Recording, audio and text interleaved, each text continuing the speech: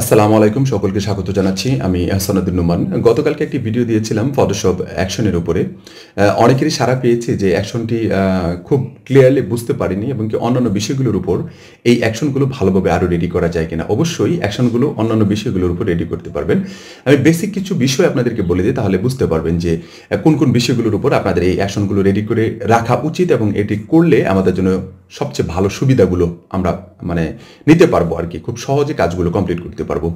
যেমন হতে পারে যে আপনি অনেকগুলো ইমেজের কাজ পেয়েছেন, ইমেজ প্রসেসিংয়ের কাজ পেয়েছেন। আপনি জেপিজি, পিএনজি এই দুইটাকে কিন্তু আপনি ইচ্ছা করলে কম্বাইন্ড করেও করতে পারেন অথবা আলাদা আলাদা করলেও করতে পারেন। তবে আলাদা আলাদা করা তো সবচেয়ে বেটার। এই কারণেই বেটার যে কোনো বায়ার আছে অনলি পিএনজি চায়, তখন আপনাকে শুধু পিএনজিটাকে মেনটেন করতে পারেন।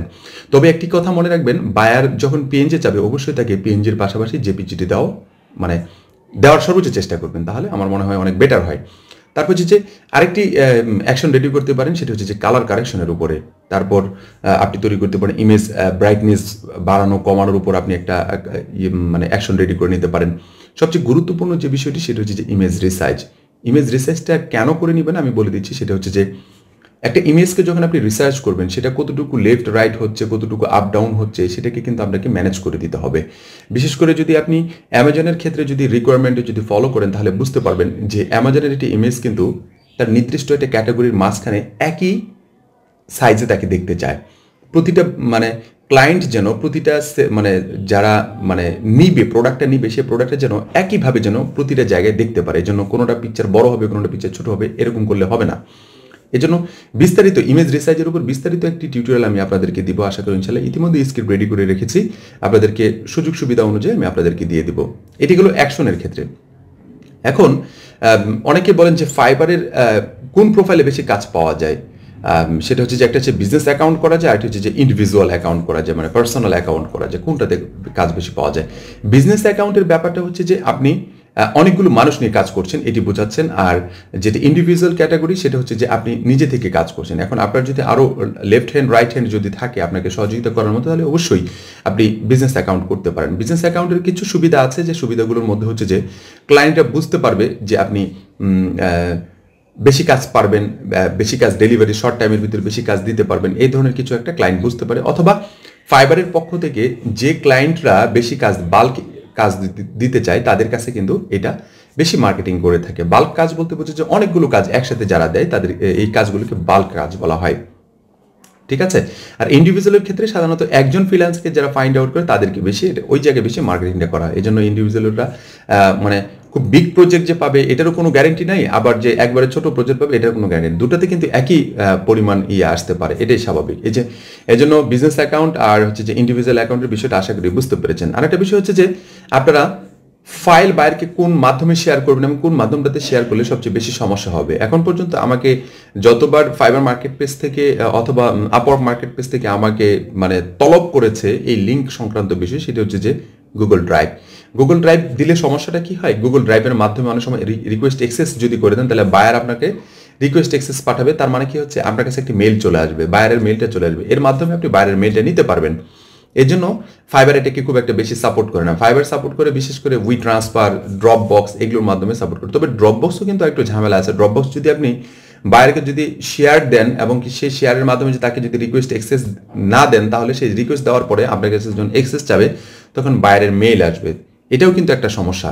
এই জন্য ফাইবার এটাকেও খুব একটা বেশি পছন্দ করে না। ফাইবার এমন একটা বিষয়, সেটা হচ্ছে যে আপনি এমন কাজ করে দিবেন, এমনভাবে কাজগুলো ক্লায়েন্টদেরকে দিবেন যাতে করে ক্লায়েন্ট কোনোভাবে আপনার সাথে ব্যক্তিগতভাবে আউট অফ মার্কেট প্লেস কাজ করতে না পারে। ফাইবার এটা চায়।